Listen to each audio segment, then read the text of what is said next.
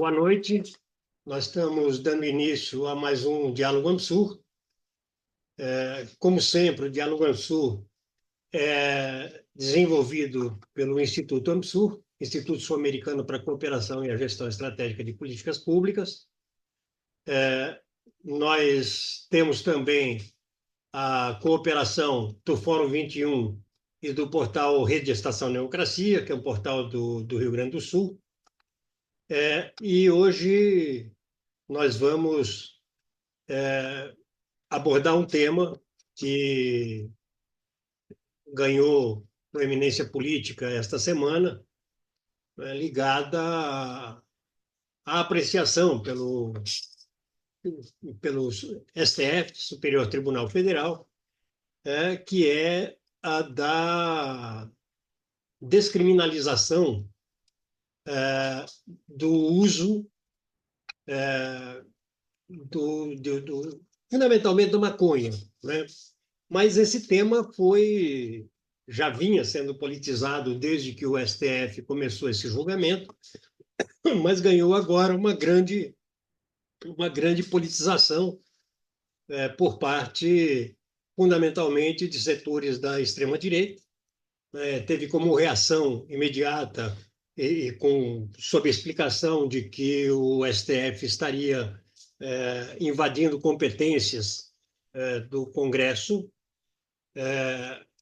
e, na contramão disso, foi apresentada uma proposta de emenda constitucional, né, que, inclusive, piora as relações, as situações atuais previstas em lei.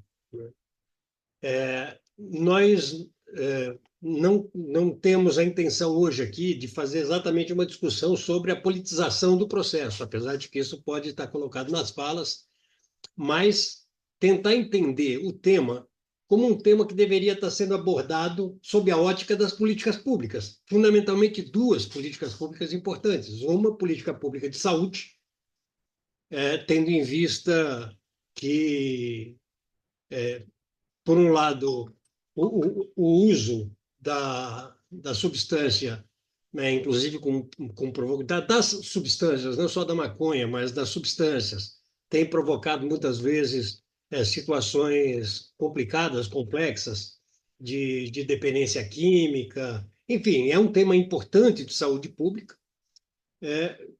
E também tem o uso recreativo, particularmente da maconha, que vem sendo criminalizado. E, por outro lado, como em torno do tráfico e do uso do entorpecente, mas fundamentalmente em torno do tráfico, se organiza muito fortemente o crime. Ele também é um tema a ser abordado sob a ótica da política pública, da segurança pública. A maneira como o tema vem sendo tratado há já muito tempo no Brasil tem levado a um processo de forte repressão policial, de crescimento das organizações criminosas do crime organizado, né? Tem também levado a um processo muito forte de expansão do nível de aprisionamento, particularmente, né, de aprisionamento da população mais pobre, periférica, fundamentalmente da população negra. Enfim, entender o tema sob a ótica das políticas públicas de segurança e de saúde é o que dá o mote para o nosso evento de hoje. Com essa lógica, nós convidamos, e estão aqui conosco, o professor Roberto Ticanori Kinoshita, que é médico psiquiatra junto ao Sistema Único de Saúde, né, milita há muitos anos na Prefeitura de Santos, e também nas atividades gerais do SUS. Né? Ele é professor da Universidade Federal de São Paulo, né? E também foi já coordenador de saúde mental, álcool e outras drogas do Ministério da Saúde. E temos também conosco o Frederico Policarpo de Mendonça Filho,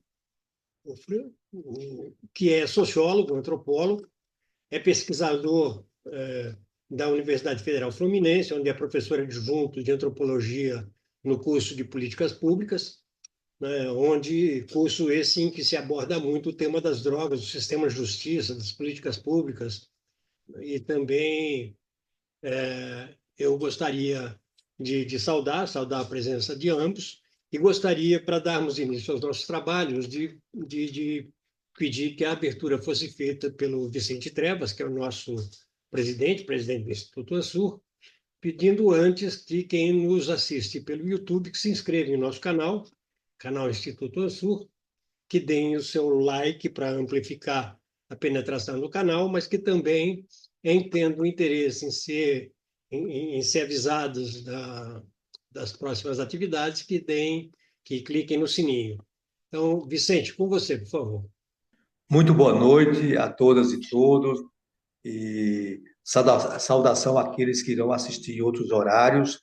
Inicialmente, quero agradecer aos nossos expositores de hoje, que são pessoas muito qualificadas para nos ajudar a entender a complexidade de uma agenda muito complexa, uma agenda muito polêmica e uma agenda que tem muitos desdobramentos, né? E, portanto, muito obrigado a vocês dois que vão nos ajudar, né, os nossos professores, né? O nosso instituto, ele tem a vocação de ser um pequeno centro de pensamento estratégico, e isso nos leva a abordar as questões que tentamos debater, né? Procurando ir além do momento presente das questões, né? Ou seja, as suas dimensões mais conjunturais, né? Nós procuramos também entender um pouco os movimentos mais profundos, né? Aqueles movimentos que estão ancorados nos interesses da sociedade, né? Ou nos conflitos desses interesses, né? E, nesse sentido, a questão da maconha, ela se contextualiza na grande agenda das drogas e principalmente no combate a elas, né? E essa postura, ela significou, inclusive, uma agenda que a potência imperial que nos tutela impôs aos países, que foi toda a agenda da guerra às drogas, né? E que até hoje continua como agenda, né, que se expressa em convênios, em intercâmbios, em protocolos, né? E essa guerra às drogas, nesse processo que já é de decenias, né? O que é que ela produziu, na verdade, né? Ela aprofundou os problemas, né? E mais do que aprofundar os problemas, ela abordou essa questão pelo tema da criminalização. Ela, ao abordar pelo crime, pelo tema, pela a bandeira, pelo approach da criminalização, ela aumentou o processo de encarcerização das sociedades, né? E esse processo de encarcerização das sociedades, inclusive, está sendo e foi um elemento muito importante de, inclusive, consolidar e ampliar o crime organizado e os seus cartéis, né?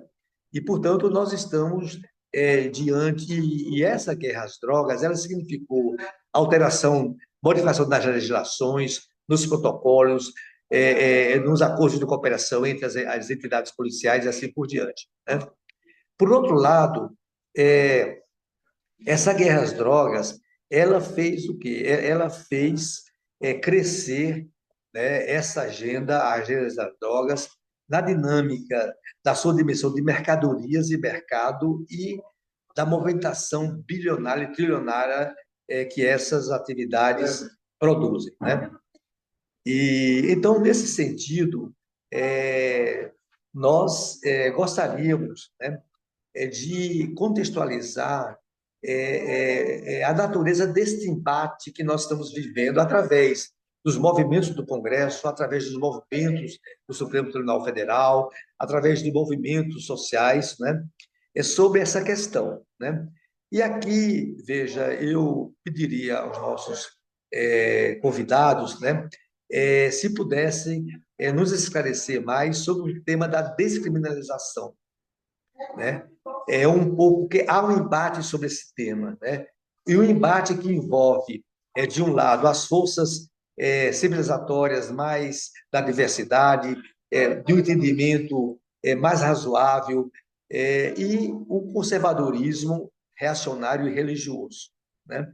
Então, eu gostaria que vocês pudessem nos ajudar a entender um pouco os argumentos que são proferidos nesse embate, né? Outra dimensão também é nos esclarecer sobre abordar, quer dizer, esse tema através da questão da saúde pública, né? O que significa isso, né? Qual é a extensão disto? Qual é a possibilidade disso? Ou quais são os constrangimentos dessa abordagem, né? E, por último, uma indagação maior é se nós estamos diante de um tema que vai além dessa questão, é um tema de um debate mais civilizatório, né? Ou seja, a humanidade, no seu curso de desenvolvimento, ela lidou com as drogas no sentido das bebidas alcoólicas e outras modalidades, né? E tivemos exemplos assim muito trágicos, como foi o período americano da famosa lei seca, né? E saber se essa questão civilizatória, como ela lidaria com o tema das drogas e mais especificamente da cocaína. Com essas questões, então, eu passo a palavra à condução do Granado, desejando um bom debate a todos nós. Muito obrigado, Granado. Muito obrigado, Vicente. Sem, portanto, perdermos mais tempo em preliminares, eu passo a palavra para o professor Ticanori. Ticanori, com você, por favor. Bom, boa noite a todos, todas, todos. Queria agradecer aqui o convite, a oportunidade de estar participando aqui dessa conversa. Primeiro, eu queria fazer uma explicação. Eu não sou especialista em drogas, não vivo isso como uma questão central, tá? Mas, então, a abordagem vai ser um pouco confusa, mas eu queria compartilhar com vocês a minha experiência enquanto gestor, né? Eu fui coordenador nacional de saúde mental, fui coordenador saúde mental em São Paulo, no município de São Paulo 2 vezes. Aqui em Santos, iniciamos o processo para a reforma psiquiátrica em Santos. Então, eu tenho uma abordagem pegada bastante a partir do lugar da gestão, da construção da política pública, né? Não exatamente, especificamente da clínica. Embora os últimos 10, 8 anos, assim, eu estou dedicado especificamente à clínica de álcool e drogas, por uma razão que eu vou explicar depois. Tá? Bom, nesse campo, eu vou compartilhar com vocês coisas que eu venho acumulando há muito tempo. Mas, olha, eu participei de 5 CNDs. CNDs como que é? Conselho de Narcóticos e Drogas da ONU, né, em Viena. Tá? 4 ou 5 vezes. Eu fui lá regularmente. Para sintetizar, a visão internacional, e aí eu acho que tem um embaixador aqui presente, o diálogo internacional é raciocinado a partir de um raciocínio simples. O problema de droga é um problema de oferta e de demanda. É curioso. Tudo que se discute, ao final das contas, é reprimir a oferta e reprimir a demanda. O raciocínio de fundo é mercadológico. Tá? Então, os países debatem o tema de drogas a partir da lógica de mercado. E as palavras são essas: demanda e oferta. Curioso, né? Pensar que a gente possa ter toda uma política, um monte de embaixador, um monte de técnico, um monte de ministro lá, e o resumo da discussão é oferta e demanda, demanda e oferta. Eu acho que isso, a meu ver, assim, ela mostra talvez o que de fato organiza, né, as forças no mundo em torno da questão das drogas, tá? E aí, estão generalizando, mas se nós estamos lidando a priori com uma questão de mercado, uma lógica de mercado, então a gente vai ter um mercado que é legal e um mercado ilegal. O mercado legal, existem inúmeras drogas, né? E a indústria farmacêutica produz quantidades de drogas gigantescas, produz, vende, reforça, tem lucros enormes, né? E tem bons efeitos e maus efeitos, tá? Todo a indústria farmacêutica tem, né? É, é milenar, né? Fármaco pode salvar como pode matar, né? Então tá. Isso não é de agora, sempre foi esse tema, né? Os fármacos têm essa dupla face. Eu acho que a questão específica, quando se trata do mercado ilegal, né, tem várias entradas, assim, leituras possíveis. Uma questão de que criminalizar certos consumos, né, certos mercados, tem vantagens para quem quer ganhar dinheiro, tá? Por isso, assim, o mercado ilegal é onde se ganha muito sem imposto, circula capital, circula, né, acumulação de capital não declarado, né? E isso, no sistema capitalista, acaba sendo um lugar interessante, porque você acaba sendo um mecanismo de acumulação de capital, né?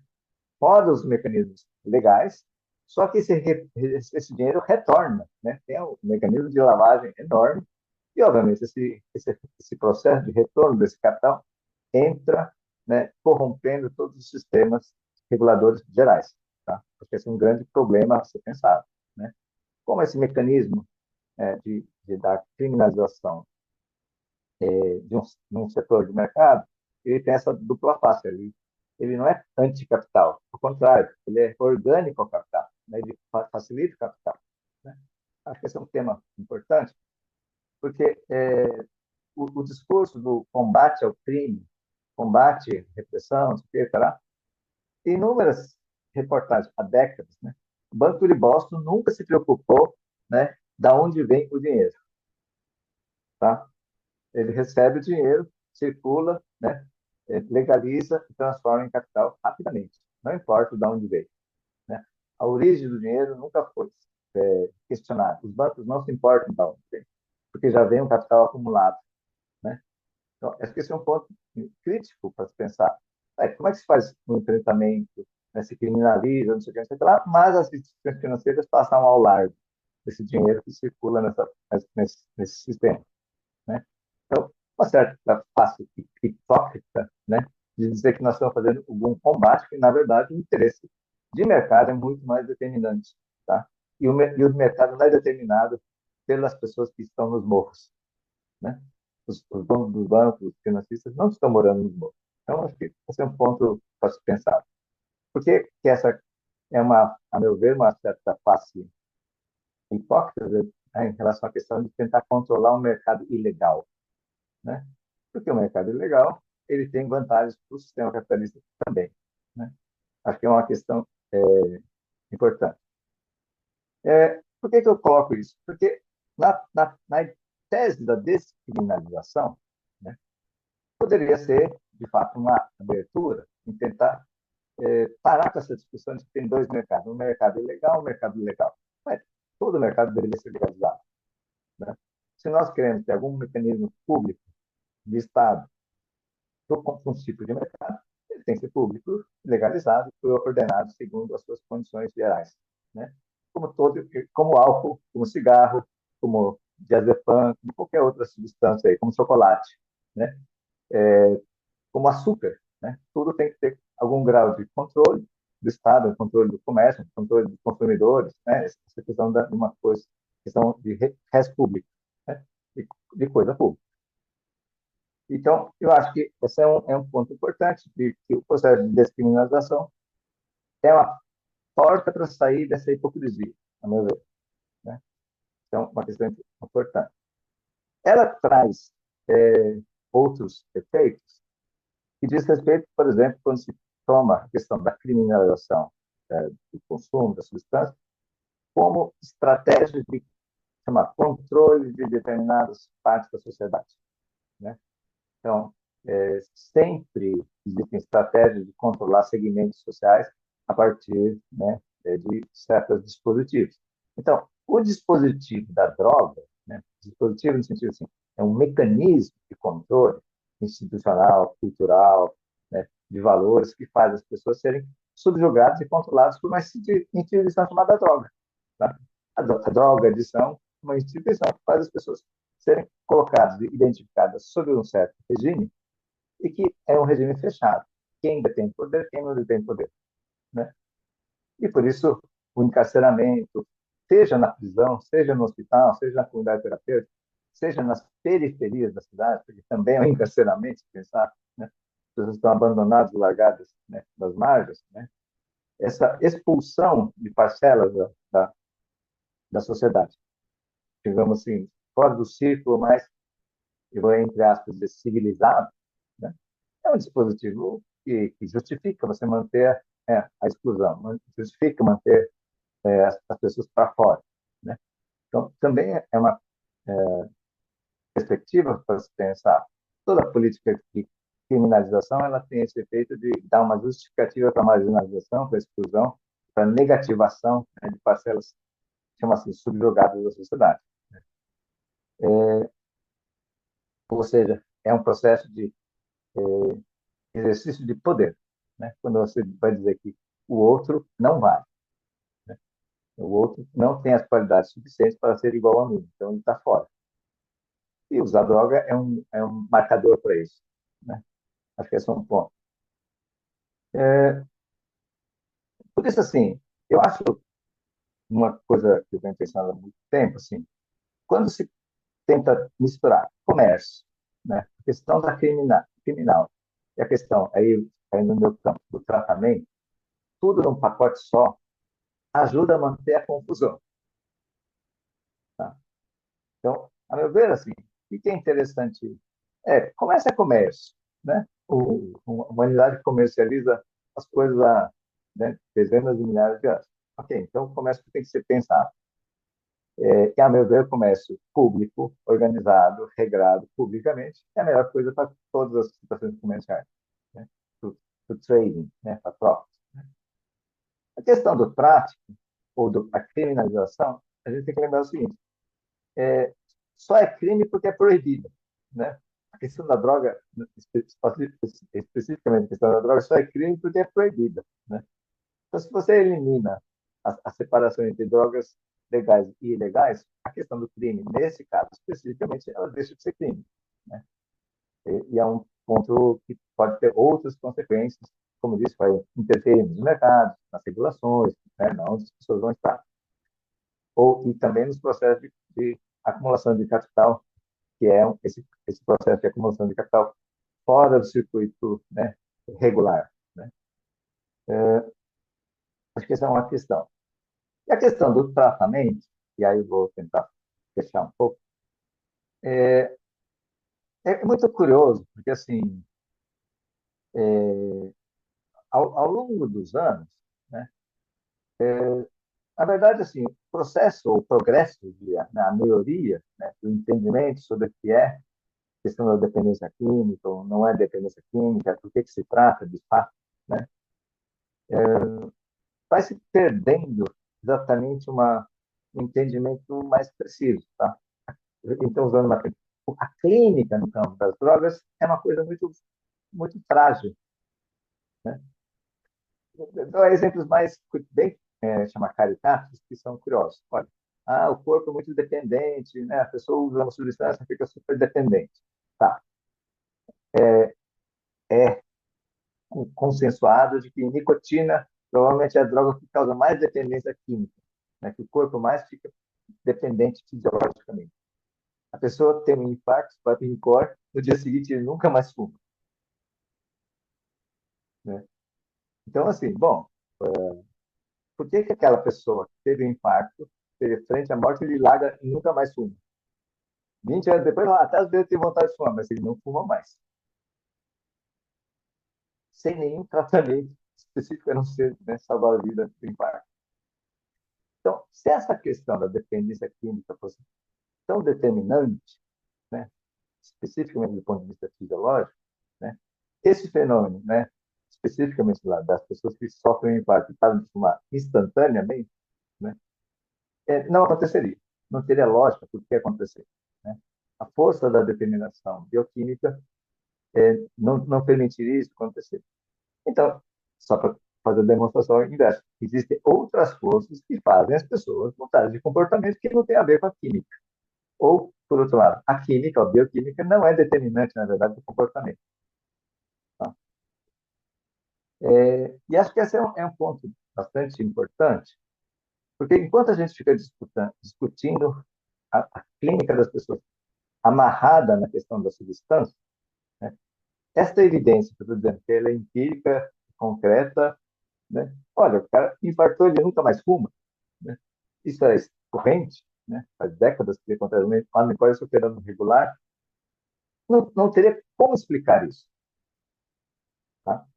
Então, eu estou dando um exemplo do avesso para dizer assim, olha, esse negócio de que a substância é que define o comportamento e toma conta do corpo, né, do comportamento das pessoas, e a pessoa não consegue mais conduzir a sua vida de forma alguma, isso é falso.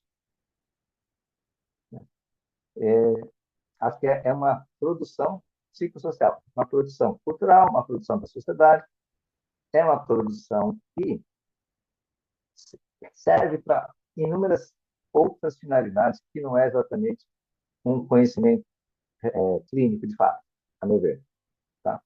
Mas ela encobre, ela, né, traz confusão no campo, né? Um exemplo que nós tiveram aqui em São Paulo, né?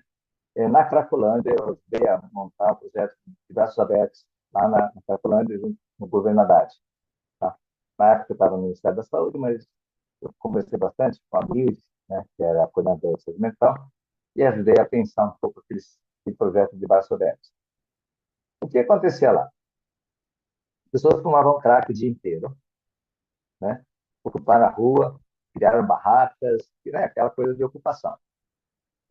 Qual foi a proposta? Primeiro, conversar com as pessoas. O que vocês querem? Né? O prefeito teve uma reunião grande e falou: o que vocês querem? Porque eu sei o que eu quero, eu preciso limpar a rua, preciso que vocês saiam da rua. Vocês estão ocupando aqui, os carros têm que circular. O que a gente pode negociar? Eles disseram claramente: teto, casa, trabalho e educação.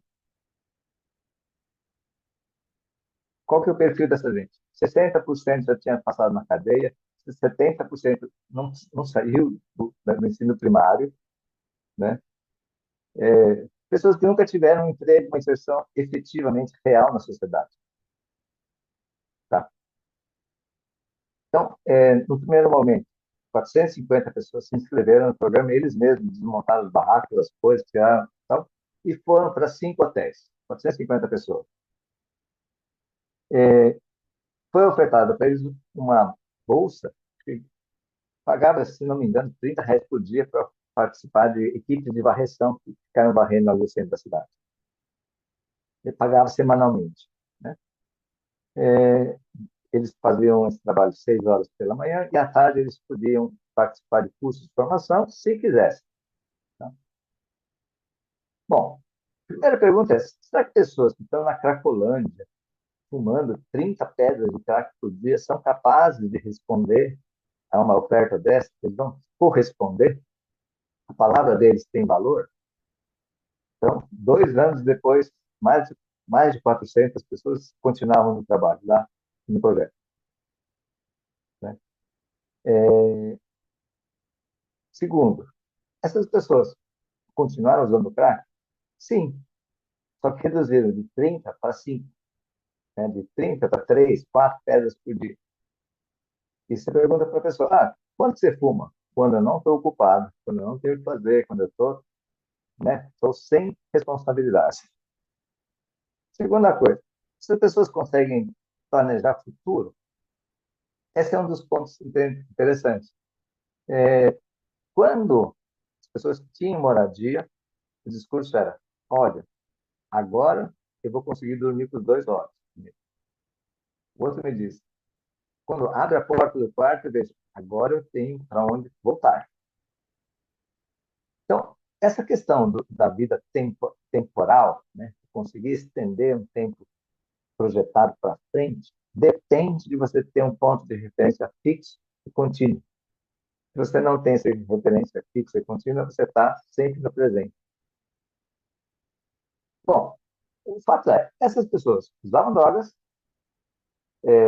mas pararam de usar drogas de uma forma, né, abusiva mesmo, passaram a ser sujeitos econômicos, porque passaram a poder comprar, negociar, economizar, né, com a renda que eles tinham a partir do trabalho, né, e começaram a estabelecer relações, como se diz, de contratualidade, manter a palavra, cumprir coisas, né, acreditar, né, naquilo que um tempo futuro pode acontecer, né?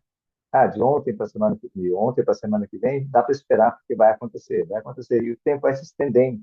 As pessoas vão assumindo compromisso de mais longo prazo, né? Então, hoje o pessoal lá acabou resumindo nas seguintes palavras: teto, trampo e trabalho, né? A inteligência popular transformou isso nesse jargão: teto, trampo e trabalho, que é uma das bandeiras que surgiu dessa experiência do braço aberto, tá? Que ela faz toda a diferença na vida dessas pessoas. Agora,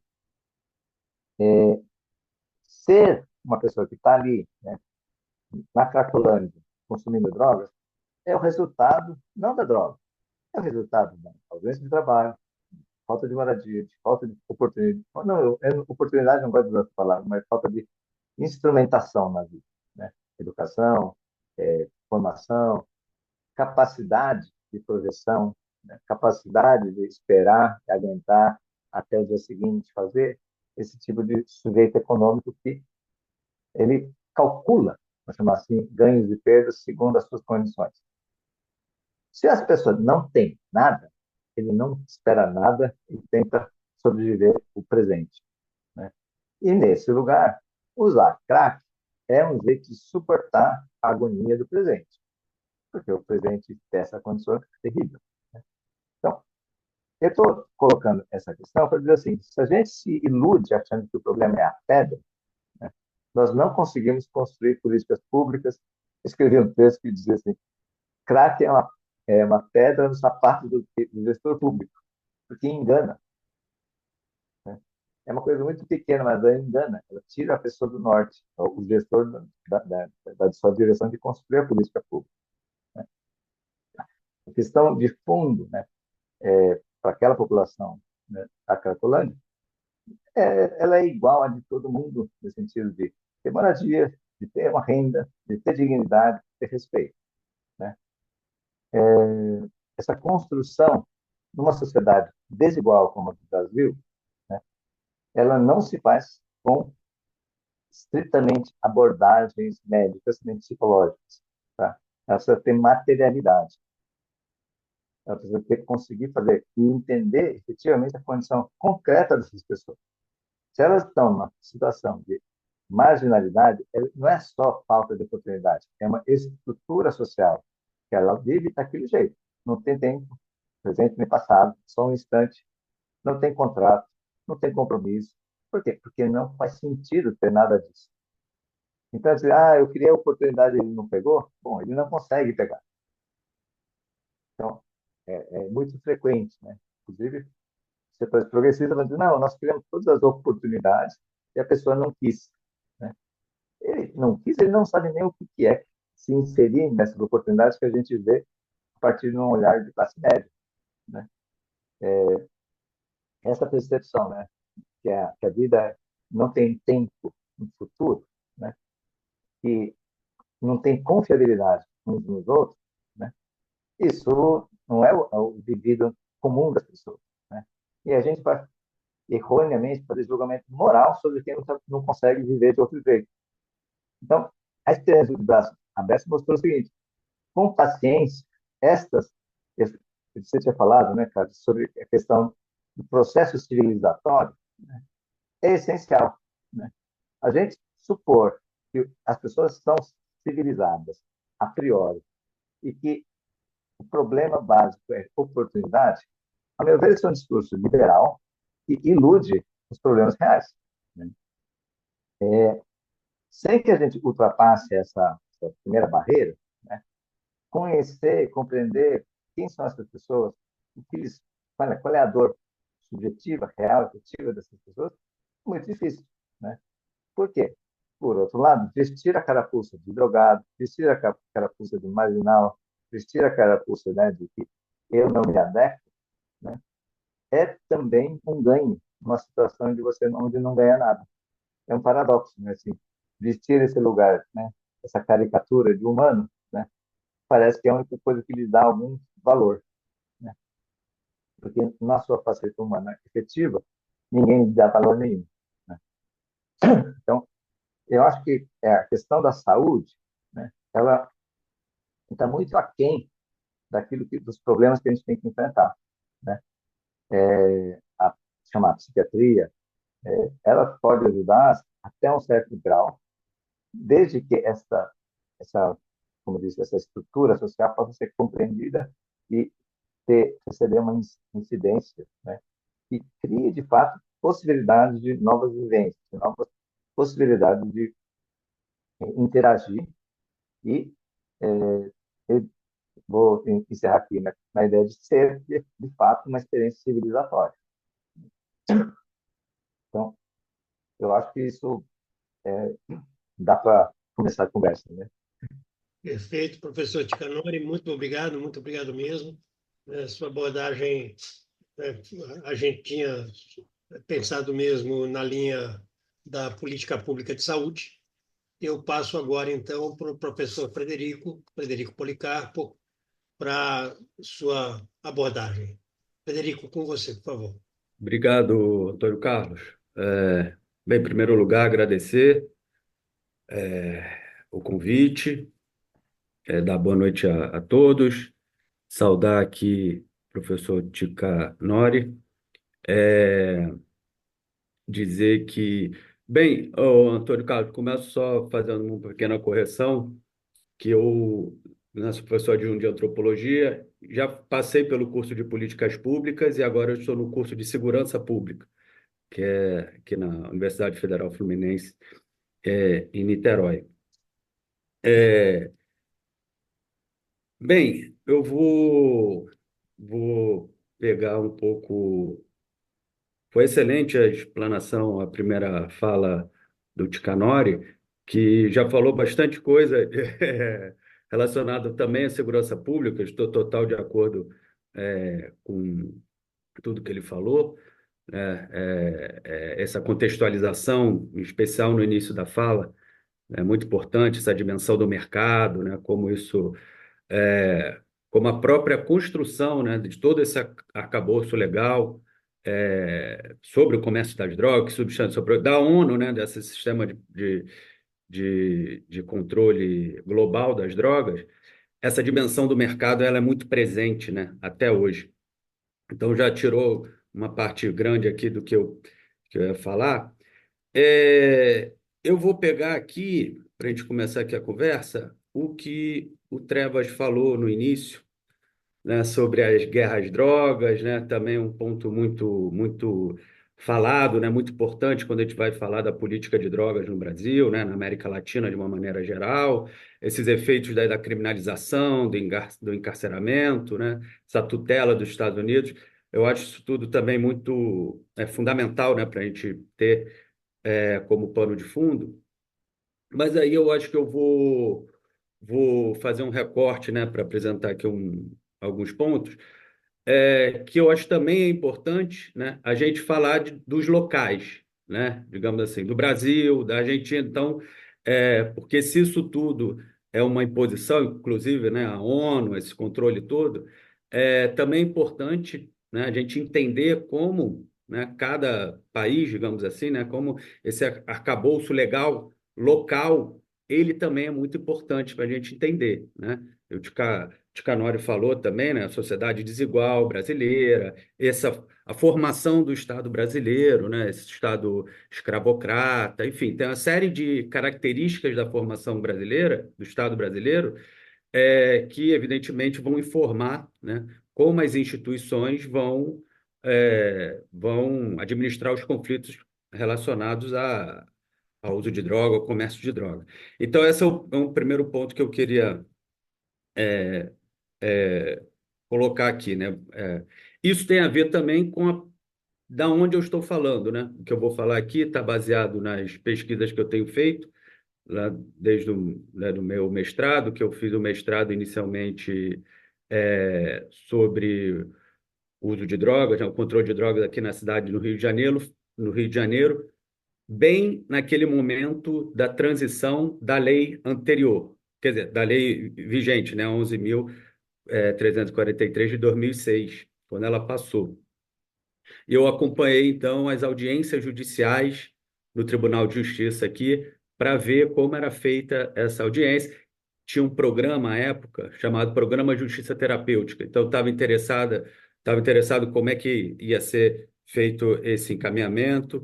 Enfim, e no doutorado, né, pensando nessa ideia de administração de conflitos envolvendo o uso, eu fui fazer trabalho de campo num CAPS-AD, né, no Centro de Atenção Psicossocial, que estava iniciando naquele momento, e me pareceu um ponto estratégico e bem interessante de discutir essa questão, porque deu início, digamos assim, né, a essa serviço de saúde dentro do SUS para o usuário de droga. Então, não era a pessoa que chegava lá criminalizada, encaminhada pelo sistema de justiça, era no serviço do SUS, né, qualquer um poderia vir. Enfim, então, eu estou falando desses lugares. E mais recentemente, a partir de 2014, 2013, eu comecei a fazer pesquisa com a chamada maconha medicinal, né? Tudo isso que tem passado né, imagino que todo mundo saiba, dessa grande modificação aí, desse processo de regulamentação em torno da maconha via, né, essa entrada como no uso terapêutico, né? Então, eu tenho trabalhado com as associações canábicas, eu tenho trabalhado com esses pontos. E aí, o meu primeiro ponto aqui é o seguinte, né, pensando nesse julgamento do STF que teve agora, essa relação com o Congresso e tal. Eu acho que o primeiro ponto, talvez para provocar aqui o debate, as questões, é que a maconha, a gente tem que pensar nesse contexto atual com relação à maconha medicinal. Eu acho que desde 2014, né, se a gente for colocar um marcador, a gente pode pensar em 2014, que é quando começam a aparecer as primeiras associações canábicas no Brasil, né, as associações reunindo os pacientes, pesquisadores e médicos, né? É, a partir desse momento, você vai ter esse processo de você pautar a maconha, né, tirando ela de tudo aí que o Ticanori falou, né? Do estigma e tal, você usando essa via médica, né? Inclusive com a prescrição médica e tal, você meio que limpando a reputação da maconha via medicina, né? O uso terapêutico. E tem a questão dos pacientes, tem a questão da mãe, a figura da mãe é uma figura central, né? A figura dos pacientes sendo muito crianças, enfim. Tem uma questão, então, que eu acho, né, sociológica, enfim, mais geral, que tem a ver com esse movimento da maconha, que eu acho que, assim, quando a gente vai pensar no STF, eu acho que por isso que tem um recorte, por isso, ou talvez por isso, da maconha, né? Tiram as drogas e põem a maconha. Isso, inclusive, pode gerar já ouvi algumas entrevistas de juristas falando que isso pode gerar questionamentos legais, porque não pode ser a lei de drogas, é de todas as drogas, eles só fizeram para maconha, enfim, parece que isso vai render algum tipo de discussão. Mas o que eu quero chamar a atenção, então, é que é para esse primeiro ponto, né? Como essa maconha medicinal, né, ajuda a gente a entender, né, essa descriminalização do porte da maconha. Então, essa é uma coisa. A outra coisa é a questão, né, mais relacionada aqui ao tema da segurança pública, né, que é a maconha pensada como a droga criminalizada que gera muitas prisões, né, do ponto de vista do número dos processos criminais, né, e das pessoas presas, encarceradas, são duas drogas fundamentalmente, né, que aparecem, né, a cocaína e a maconha, e mais ou menos com a mesma proporção, né, esses estudos recentes agora do IPEA demonstram isso, né? Então, a maconha, enquanto essa droga, eu acho que isso é um ponto também, enfim, essa primeira divisão. E agora falar um pouco, então, como pensar, então, essa discussão da descriminalização, pensando a maconha.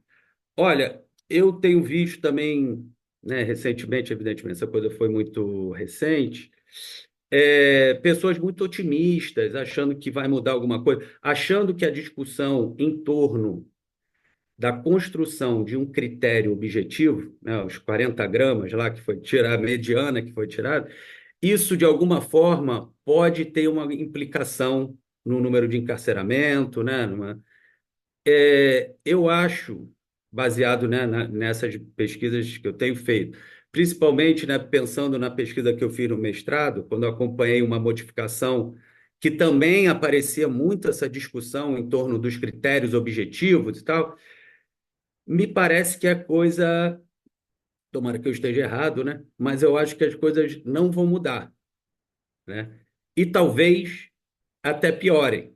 E eu vou explicar aqui por quê. Bem, para entender isso, o primeiro ponto é a gente pensar o seguinte, que também as pesquisas todas apontam, as pesquisas empíricas, que estão baseadas não numa discussão normativa e dogmática que o STF está fazendo, que me parece fundamental, vão ter implicações legais muito importantes, né, do ponto de vista normativo e dogmático. Mas eu estou partindo aqui dessa premissa da antropologia, né, da etnografia, desse tipo de pesquisa, que você não parte dessa reflexão sobre o dever ser, né? Muito associado ao campo do direito, mas de como é, né?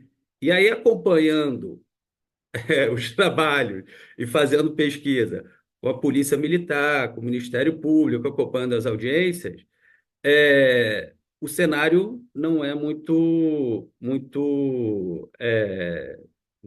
de otimismo, né? E aí, por quê?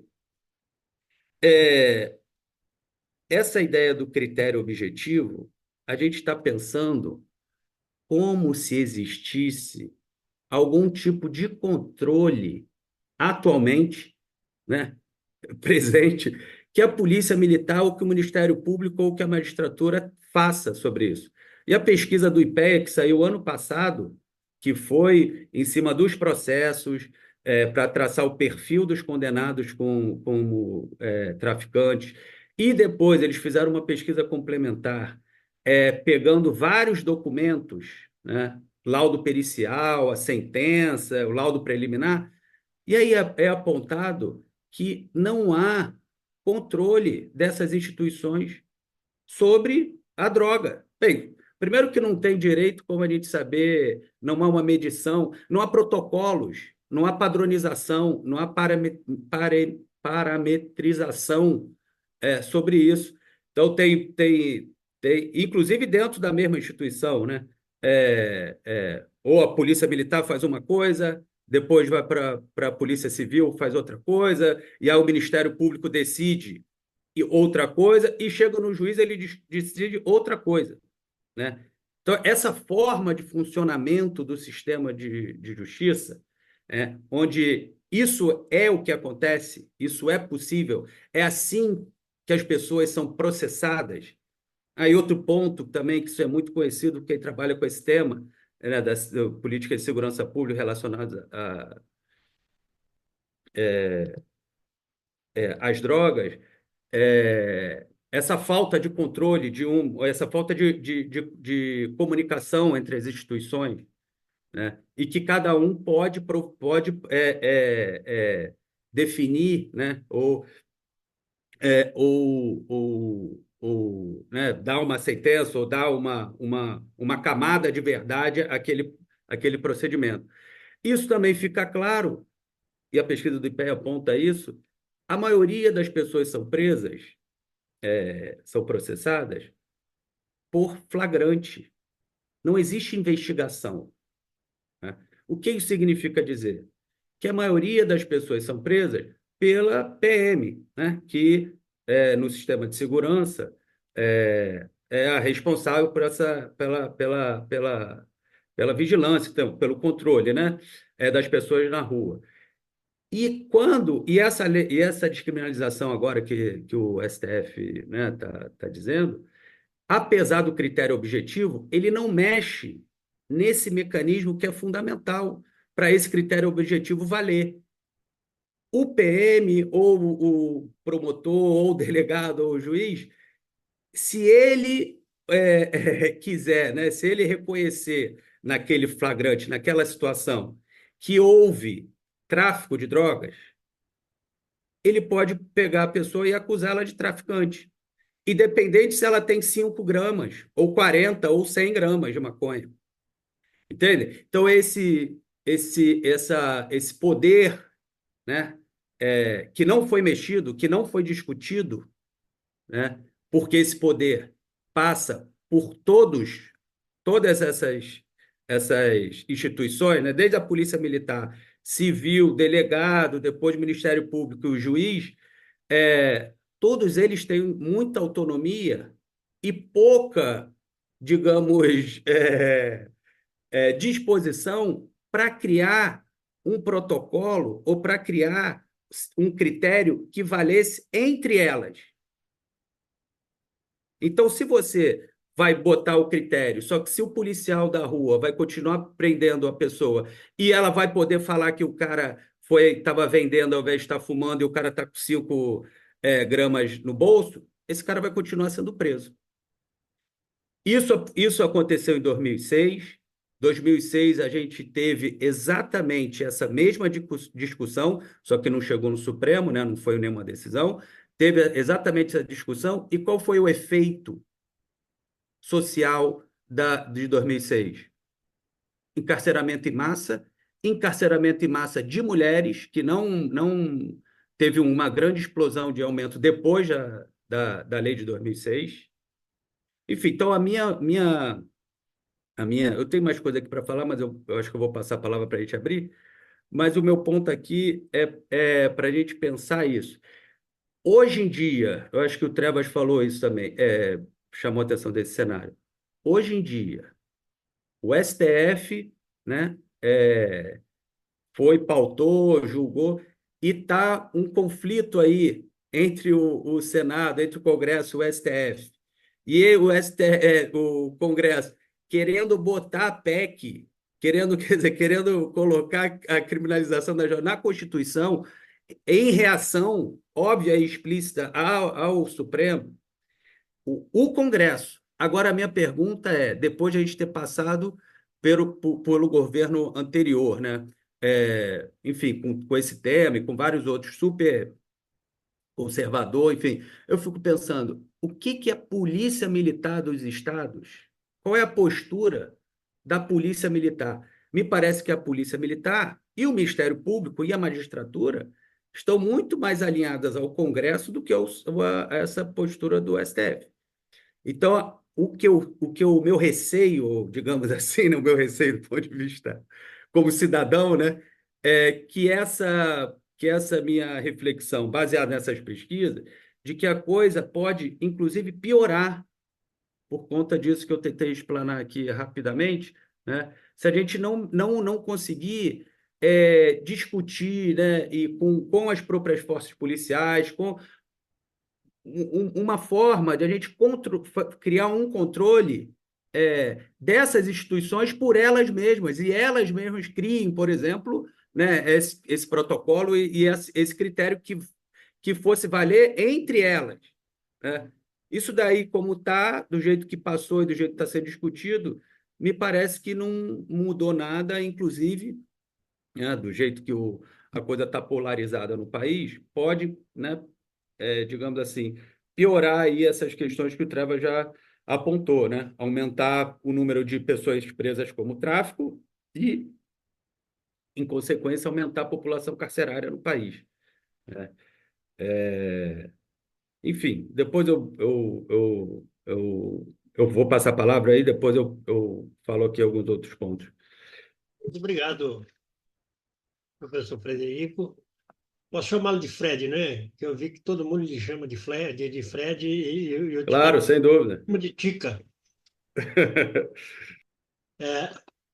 Bem, Fred, só posso agradecer a você também ao professor Ticanori pela abertura dos trabalhos aqui e pela abordagem que fizeram. Eu queria, abrindo a palavra para os demais presentes, levantar algumas poucas questões já para abrir o debate. Uma é de que o tema da guerra às drogas e a criminalização das drogas, do uso, do tráfico, ela historicamente no Brasil deu base para a definição das políticas de segurança pública e da organização das forças de segurança pública, né? E isto tem levado a um determinado perfil das polícias, polícia civil, polícia militar, e na política em geral, o tema da guerra às drogas, o tema dos riscos, dos riscos à família, etc., por causa da droga, tem servido como pano de fundo para a organização das forças políticas em torno de temas muito mais gerais, que nada tem a ver com o combate às drogas. Não é à toa que as pautas que atualmente, há bom tempo para cá, bipolarizam o Brasil, são pautas de costumes, né? Uma delas diz respeito à questão da droga, né? A defesa da família. O tema da droga permite trabalhar com o tema da família, com o tema da religiosidade, com vários temas. Então, isso tem dado lógica à organização da política de segurança pública. A política de saúde acaba sendo jogada para segundo plano quando se enfrenta o tema da droga, né? Então, eu vejo que em política nem sempre o que parece né?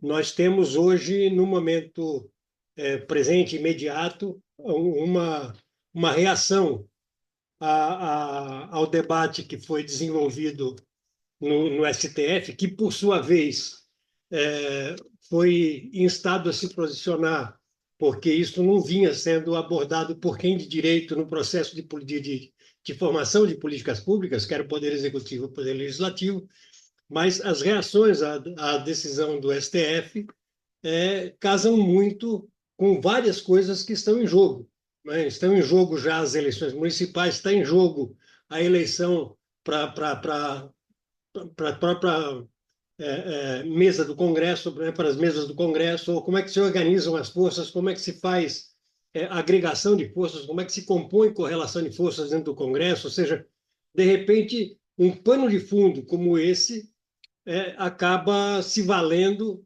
para ganhar alguma força de pautas como essa, certo?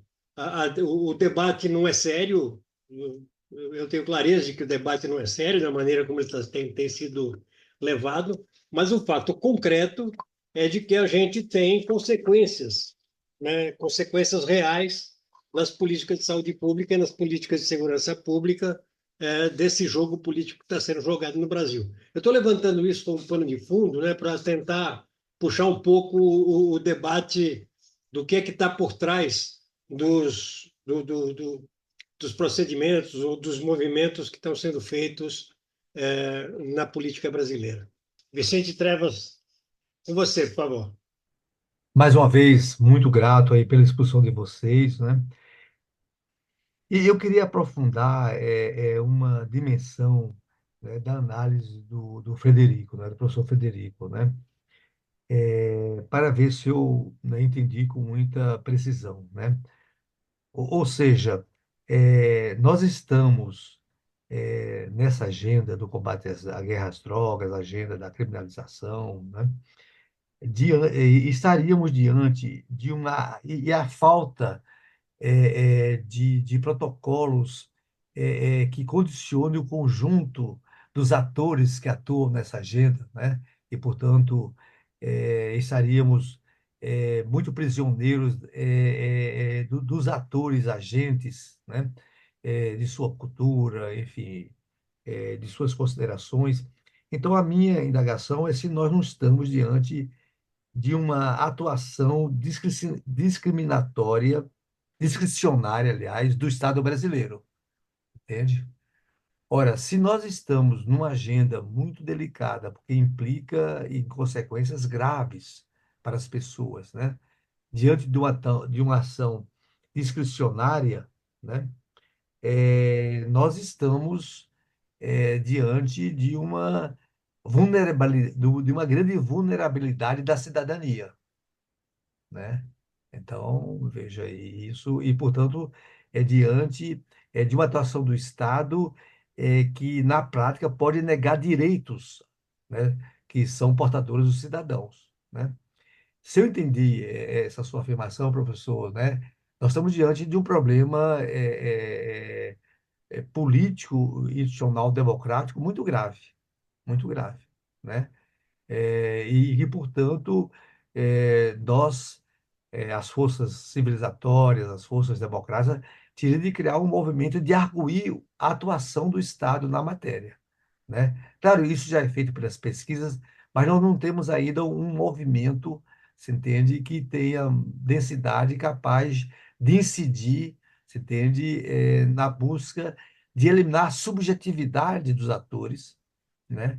E aí a subjetividade entendida como os seus preconceitos, né? A sua abordagem de classe, né? E os seus valores, né, que não são baseados em valores da República, em valores da democracia, né? Professor, é isso mesmo, essa foi a minha captura da sua análise, né? Ou seja, nós estamos diante de uma atuação discricionária do Estado. Essa é a minha indagação, eu queria as suas considerações, né? Obrigado, Vicente. Eu vou passar, então, para o Ricardo Gutermann. Ricardo, com você, por favor. Boa noite. Quero fazer duas perguntas, uma para o Ticanor e outra para o Fred. Ticanor, eu acho que você deve ter alguma, imagino que você tem alguma reflexão a esse respeito. Quero saber simplesmente como é que essa discussão, esse debate é apropriado, entendido, digerido pelas, digamos, pelas massas populares do país. O que mercadologicamente é a classe C, D e E. Como que isto é entendido? Qualitativamente, não importa as pesquisas, se é mais, menos, não, mas qualitativamente, como é que isso é apropriado? É essa a questão.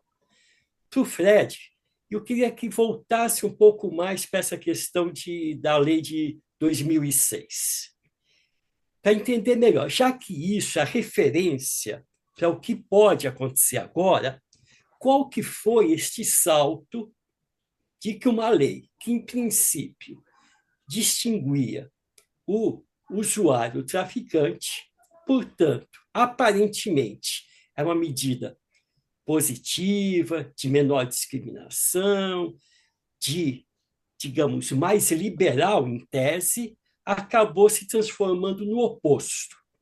Ou seja, este é o ponto inicial do encarceramento em massa. Havia antes, claro, mas ganhou uma dimensão muito superior. E qual que foi este movimento? A gente explica um pouco melhor para a gente como é que isso, como é que se deu, se isso é a lei, isso é resultado da própria lei ou de outros movimentos por fora, a questão da lei das drogas, tudo para a gente entender melhor e poder ter mais elementos para ter o prognóstico do que vai acontecer a partir de agora nessa questão. Obrigado. Obrigado, Ricardo. Newton Basile. Ao mesmo tempo que a gente tem exemplos internacionais de uma repressão que vai até a morte dos traficantes e tal, a gente tem outro campo dos países que estão liberalizando o uso da maconha. Nessa guerra aí entre os liberalizantes e o pessoal do guerra às drogas, quem que vai ganhar? Existe uma possibilidade desse campo da liberalização ganhar corpo, dessa experiência ser transferida para outros países? Como é que vocês veem esse embate? Obrigado, Newton. Bom, não tem mais ninguém inscrito. Eu vou, então, devolver para os nossos debatedores. Professor Ticanori, com você, por favor. Bom, você é um apanhado, assim, que eu acho que é uma, sei lá, é uma projeção pessoal, mas um ator fundamental, né, nesse processo de legalização do comércio de maconha chama-se George Soros. Tá?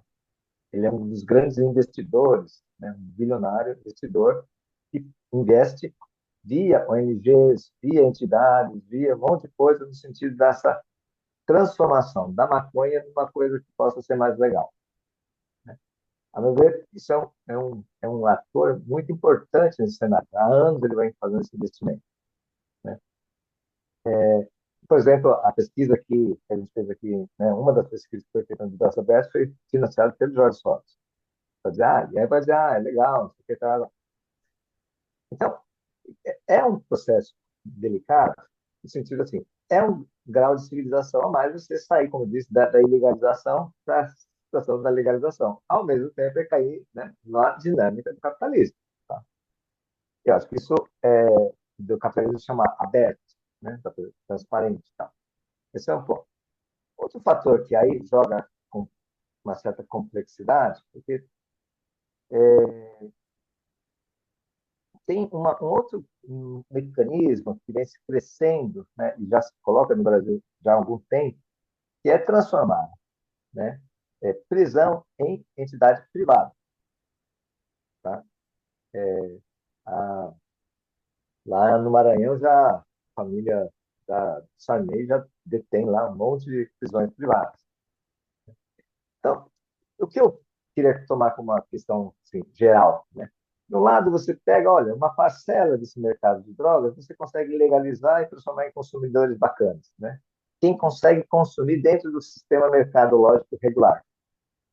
Vai, e isso pega uma parte mais significativa da classe C, A, C, talvez pegue bastante, né?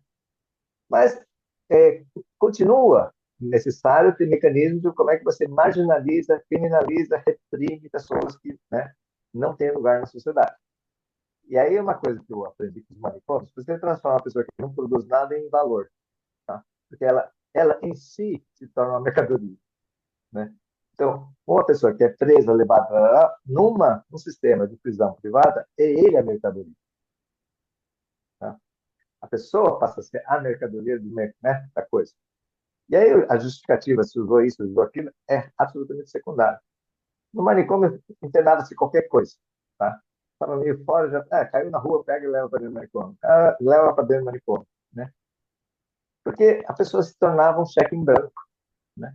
E dentro de uma prisão, dentro de um lugar, se você apertar muito, você desumaniza de tal maneira que não tem mais história, não tem mais gente, não tem nada. Né? Então, essa é uma questão que eu acho que é importante ter presente. Nós sempre temos essas instituições que são mecanismos de controlar, marginalizar e, se possível, transformar esses setores que não têm um valor em alguma fonte de valor. Né? A história dos manicômios é assim. Se a gente pensar essas comunidades terapêuticas, é isso. Tá? Pessoas que estão marginalizadas, ficam largadas, tá? Botam no lugar lá e ele vira um cheque. A pessoa é um cheque. Ele vale um dinheiro. Né? O que vai acontecer lá dentro é absolutamente irrelevante para quem está trabalhando com esse mecanismo de isolar, marginalizar, excluir e virar engenheiro, virar capital. Porque são pontos que nesses mecanismos sempre a gente tem que estar olhando, né? Que coisas delicadas. Tipo, é melhor civilizar, mas no presente momento, né? Com o grau de desigualdade que se coloca, com a financiarização do capital, chama assim, não existe essa necessidade, né, na lógica do capital, de bilhões de humanos. São excedentes, né? Esse excedente humano vai se tornar, em si, matéria de comércio de compra e venda. Tá? Não deixa de ser pessoas que produzem, mas elas são objetos de produção de valor porque são objetos de levar para lá e para cá, né? Nesse sentido, particularmente através desse mecanismo que o Estado financia, né? Paradoxalmente. Né? Eu acho que isso é uma coisa para se pensar, porque eu penso que é um momento muito delicado meu ver, assim, no mundo, tá? Sim, acho que é uma questão complicada. Você perguntava assim, quem que acha que vai vencer, né? Esse processo liberalizante ou o processo mais radical? Eu não sei. Atualmente, vou contar uma história curiosa, assim.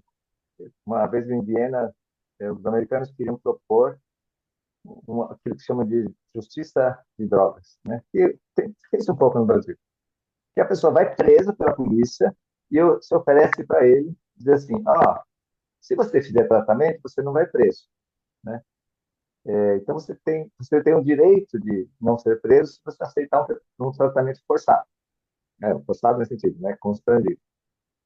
E eles acham que isso é, um, é uma coisa útil, né? Na prática, isso tem pouco resultado, tá? Tem pouco resultado. Agora, eu tive que colocar nessa rede, olha, no Brasil isso não dá para fazer, porque saúde, tratamento é um direito do SUS. Então a gente não pode barganhar com os direitos, né? É um dado. Então eu não posso prender uma pessoa e vou te dar um direito se você cumprir, né, isso aqui. O direito está dado. Isso foi uma polêmica, nossa, parou a sessão, até, né? Aí eu terminar esse ponto. Até um certo momento, a presidente da China falou assim: agora eu entendi. Na China, se a pessoa comete um crime, usa drogas, sei lá o que falar. Primeiro, ela trata, depois vai para prisão. O russo, na hora que ele ouviu isso, assim, isso é um absurdo esse negócio, né? Se é crime e não dá para ficar negociando, né? Bom, resumindo, assim, China e Rússia se colocaram de forma muito dura, né, no sentido, né, de essa criminalização ser absolutamente rigorosa, né? Os Estados Unidos teve de retirar essa questão por uma lógica completamente oposta do que eu tinha colocado, mas caiu, né? Mas é para dizer assim, certos países, né, do Oriente, né, tomam o tema das drogas hoje muito duramente, porque eles reprimem o mercado. A minha vez, a questão de assim, eles reprimem o mercado, né? Pode parecer que é uma questão de moral, não sei o quê. Eu acho que não tem nenhum problema de moral, não. Para mim, é um controle sobre o mercado, né? E por isso eles mantêm isso bem controlado, porque senão, né, entra essa questão desses mercados que eles não controlam, né? E aí vira esse submundo, literalmente. Bom, eu acho que é isso, sim, né, que eu podia comentar, que foi colocado até agora. E as classes C, D e F, a última pergunta, né? Eu acho o seguinte, ó, como todo mecanismo de controle, as pessoas introjetam, né, aquilo que lhes é colocado. Então, as classes C, D e F são as mais conservadoras em relação à questão de drogas, tá? Então, são as mais que realimentam, né, o processo de exclusão dessas pessoas que usam drogas, né, que replicam todo o preconceito, prejuízo e a moralização e o julgamento sobre comportamentos, tá? Então, essa é uma das questões que faz parte desse dispositivo, né? As próprias pessoas que são as vítimas, elas mesmas incorporam para dentro, né, da sua categoria, do seu grupo, né, o mecanismo de repressão, de marginalização e justificam, né, e fazem o discurso de quem manda, tá? Achando que estão do lado do bem, né? E acho que isso que é o mais frequente acontecer, né? É difícil ter a crítica sobre o próprio processo que se coloca nessas condições, porque a disputa, numa condição de muita desigualdade, qualquer fraçãozinha de sou um pouquinho melhor do que meu vizinho é uma migalha que me faz sentir valorizado. Então, incorporar o discurso que vem de cima é muito rápido, tá? E acho que esse é um ponto que a gente precisa ter sempre muito presente. Muito obrigado, professor. Eu passo, então, agora também para a palavra final para o professor Frederico. Frederico, com você, por favor. Obrigado, Antônio. Obrigado pelas perguntas. Bem, eu acho que começa com o próprio Antônio, né? Política de droga. Eu não lembro mais direito, Antônio, qual era. Eu só fiz a anotação né, do comentário que eu ia fazer. Eu acho que um ponto que o Ticanori já tinha dito, já tinha apontado no início. A política de drogas, né? Se você pegar pela história, não só no caso brasileiro, mas desde quando ela aparece, essa organização da ONU e como é que ela é feita, ela é para controlar a população, né? Isso aí eu acho que o Ticanori estava também colocando, né? Então, no caso brasileiro, e aí eu acho que tem essa especificidade da formação do Estado brasileiro e tal, essa coisa escravocrata, foca na população preta, jovem e que mora, né, em favelas e comunidades pobres, né? E aí tem um ponto que também está sendo pouco discutido, mas me parece muito interessante para a gente pensar de modo geral. Aí a política de droga vai e prende o sujeito. A prisão no Brasil também, PCC, Comando Vermelho, né? As grandes organizações, as principais organizações, elas passam pela prisão, elas são formadas na prisão, né? E é muito curioso que essa decisão que chegou no Supremo, o caso que chegou no Supremo e foi para descriminalizar, foi de um sujeito que foi preso, que estava preso, né? Pegaram a maconha, o cara dentro da cela, e dentro da cela com mais de 30 presos, o cara com, sei lá, 3 gramas de maconha, e aí esse caso que chega no Supremo para discutir, o argumento que chega lá é por causa para defender a intimidade do sujeito. E assim, eu acho super interessante que ninguém fala a responsabilidade do Estado brasileiro. O cara estava dentro da prisão. E, sabe, o Estado não se implica nem quando para discutir um caso desse, né? Ele some essa coisa. Então, esse ponto aí da prisão prende mal, né? E não tem jeito. Se continuar do jeito que está, a gente só vai ficar fortalecendo o Comando Vermelho, o PCC. Isso aí, assim, é claro, e por isso que essas coisas estão se fortalecendo. Então, não tem jeito. E quando prende, prende mal, né? Porque a cadeia no Brasil é um calabouço, né?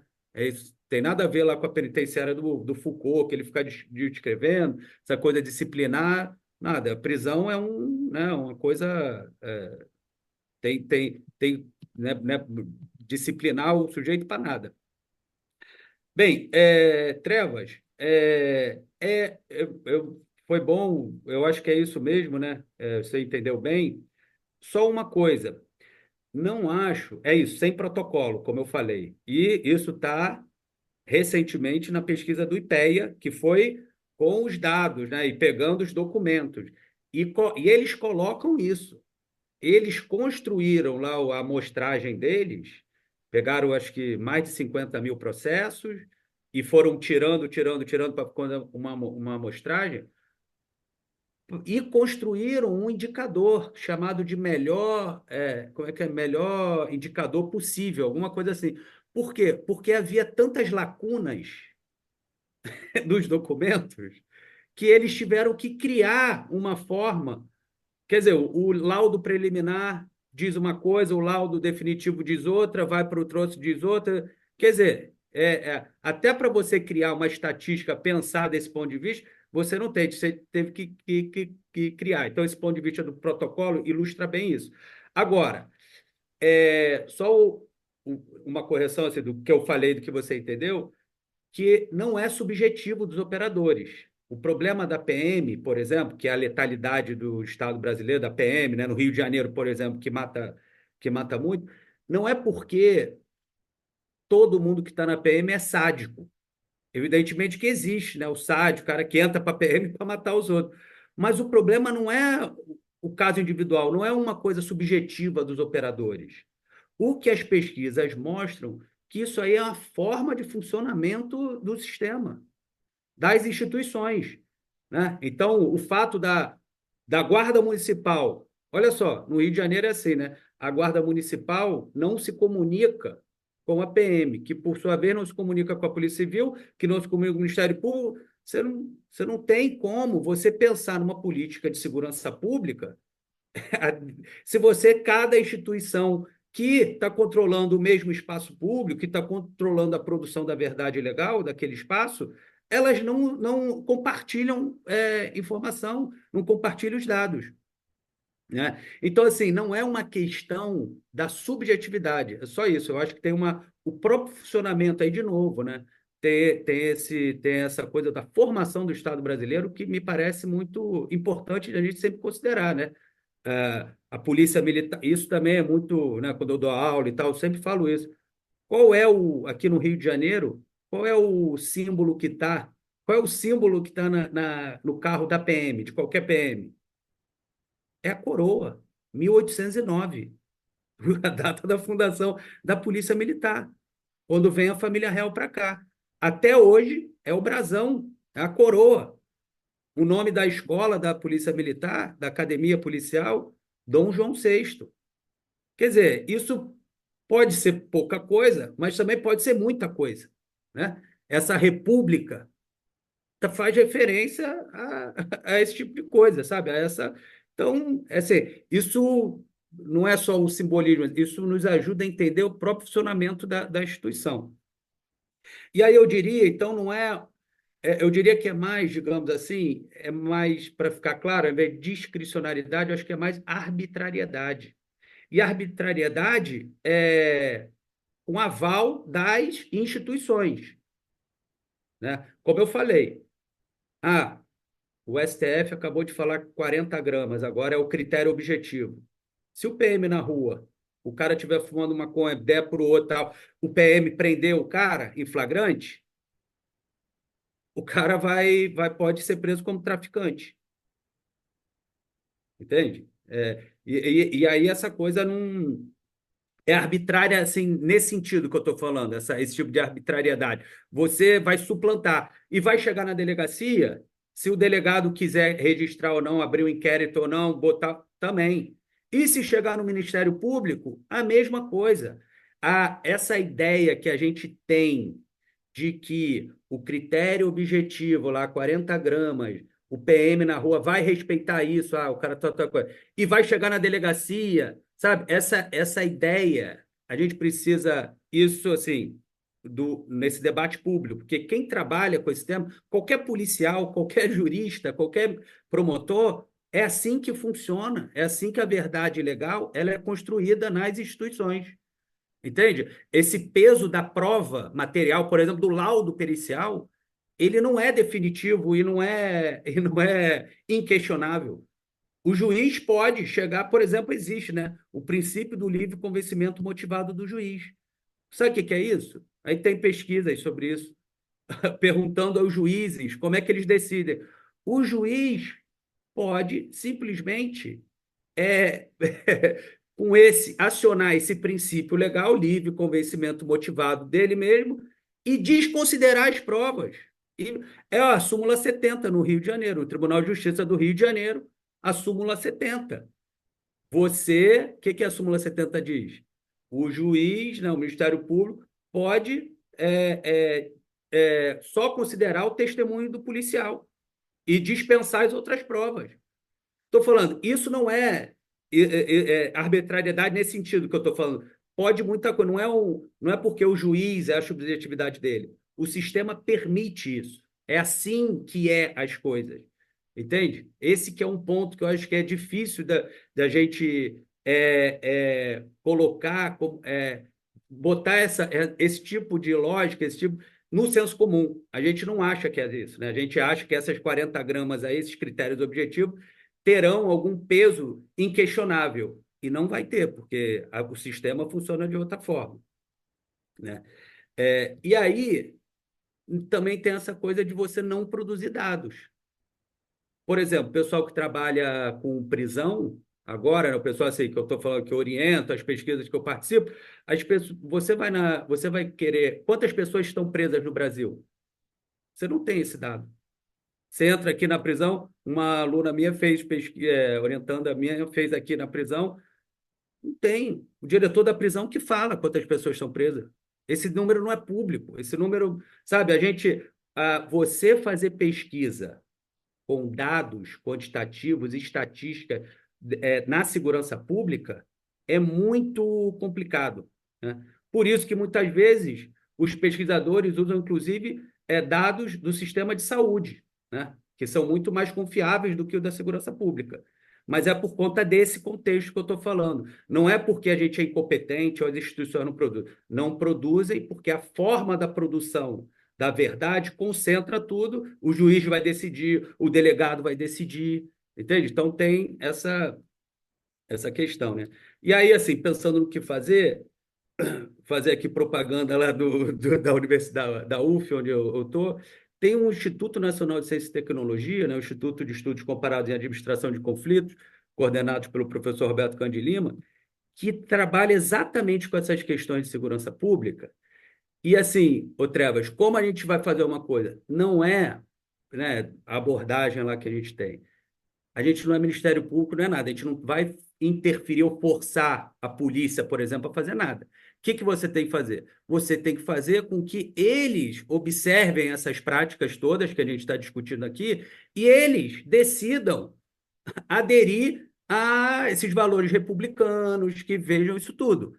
Entendeu? Então, o que a gente faz lá? Aí tem um curso de segurança pública, que é uma graduação normal, né? Qualquer aluno no Enem faz Enem, entra.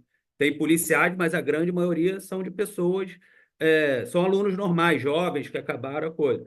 Tem um curso de tecnólogo, que é online, que aí sim é próprio para os operadores do direito. PMs, oficiais, esse pessoal todo faz.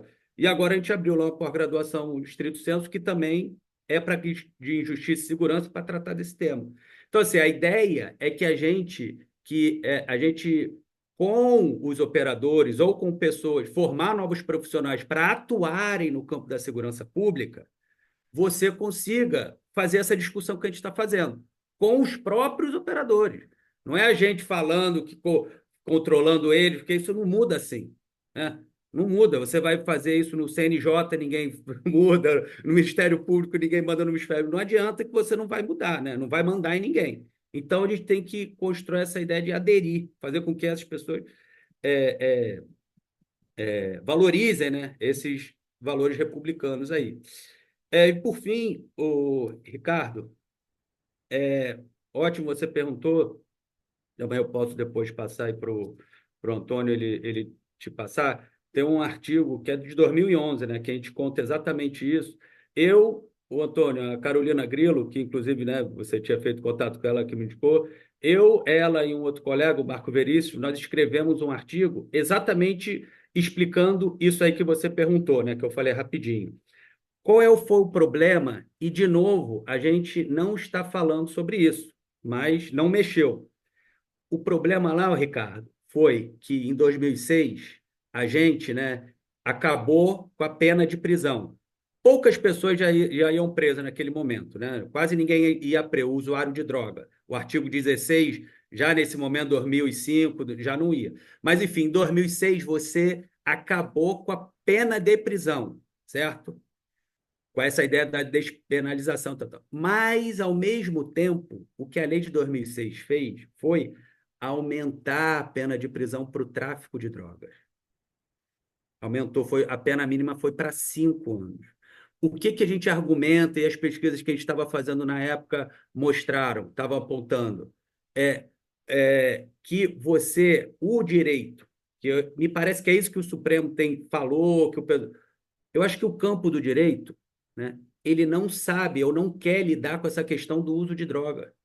Mas, ao mesmo tempo, ele não consegue jogar isso para... Agora, por exemplo, continua sendo ilícito. Aí vai coisa administrativa e tal, mas quem controla isso vai ser a polícia. Vai continuar dentro do campo penal, mesmo o Supremo falando. Mas, como eu falei, por quê? Porque qualquer usuário pode ser enquadrado como traficante. Entende? Essa lei de droga, se você não acabar com essa relação, e quem vai fazer essa passagem de uso para tráfico não vão ser o critério objetivo, não vai ser o critério objetivo das 40 gramas. Quem faz essa definição é quem faz o flagrante, é quem apresenta a denúncia e quem sentencia. Entende qual é o problema? Então, o que a gente argumentou lá em 2006? Quando você tirou a pena de prisão para um e aumentou para o outro, o Tribunal de Justiça, as audiências que eu estava assistindo, acabaram quase que toda a pauta. Quando eu fazia a pesquisa, eu chegava lá, quase todo mundo era artigo 16, né, da antiga lei, uso de droga. Quando passou a nova lei, não tinha mais uso de droga, que era o 28. Não tinha mais era no Juizado Especial Criminal, né? Não tinha mais isso. Mas o que começou a acontecer? O número de pessoas presas como tráfico explodiu. Aí qual foi o nosso argumento? O direito deu um tiro pela culatra, né? O direito nesse sentido que eu estou falando, né? Deu um tiro pela culatra porque mexeu nisso, e aí você simplesmente tirou o controle disso dos tribunais e jogou na rua. Por quê? Porque aí quem vai fazer o flagrante, quem começa com isso, em geral, é o policial militar, que faz o flagrante. Como eu falei, a maioria esmagadora dos casos não é por investigação, é por flagrante. Aí você, o que a gente diz, né? Você inflacionou, né, esse valor dessa tipificação, que o sociólogo aqui do Rio, o professor Michel Mich, chama de as mercadorias políticas, né? Então, o cara, ao invés de ser preso como tráfico, que fumava maconha e tal, usava droga, começou a ser preso como tráfico. E foi isso que aconteceu. Você, pum, teve uma grande explosão. E depois as outras pesquisas já demonstraram isso, e agora do IPEA 2023 mostrou de novo quem é o perfil da pessoa presa. Sabe qual é o perfil? O mesmo de antes. Jovem, preso com pouca droga, negro, né, morador de periferia e de favela. É isso que é essa população com segundo grau, enfim, com grau de instrução e escolarização baixo. Quer dizer, aí qual é o argumento? Com isso, o sistema parece que deixou de lado legalmente, né, oficialmente, de administrar esse conflito e deixou esse conflito para ser administrado de forma oficiosa na rua, né? Digamos assim, que aí fica fazendo a PM fica PM, né? E com o aval do Ministério Público, porque tudo isso também tem um ponto para terminar. A gente acha que a PM vai e prende o sujeito como tráfico. Aí ele entrou no sistema. Aí ele passa pelo Ministério Público, passa lá pelo juiz, e a pesquisa do IPEA mostra, como outras pesquisas já tinham mostrado, todo mundo avaliza. Todo mundo. Então, vai aparecendo, não é o PM só que prende um sujeito de 20 anos, 25 anos, sem arma, né, réu primário, que o PM nem sabe disso na rua, né? Mas prende o sujeito. Quando ele chega lá em cima, o Ministério Público que vai fazer a denúncia, o delegado e depois o troço, todo mundo já sabe que o cara é réu primário, aí o cara foi pego com pouca droga, sem arma, aí o cara é preto, sei do que, sei do que, avalizam, aí o cara é mandado para prisão. Então, assim, todo mundo está lá com o dedão, todo mundo tá avalizando e confirmando, né, essa postura, aí sim, racista, preconceituosa, de uma sociedade desigual brasileira que fica usando a política de droga para controlar isso, né, como essa coisa escravocrata, essa herança de você, essa forma do Estado, essa República Brasileira, essa forma dela distribuir, né, a cidadania, os direitos, né, para as pessoas. Então, esse pessoal não vai ter direito nenhum, enfim. Então, você entendeu bem, eu espero que tenha, né, explicado melhor, mas como eu falei, se depois você quiser, eu posso mandar aí para o Antônio, que está bem mais explicado lá. Muito obrigado, Frederico. Eu acho que a gente deu conta daquilo que se propunha. Quero agradecer muito ao professor Ticanori, quero agradecer também a você, Frederico, e já quero deixar o convite a todas as pessoas que nos assistem para que retornem na próxima segunda com mais um Diálogo AMSUM.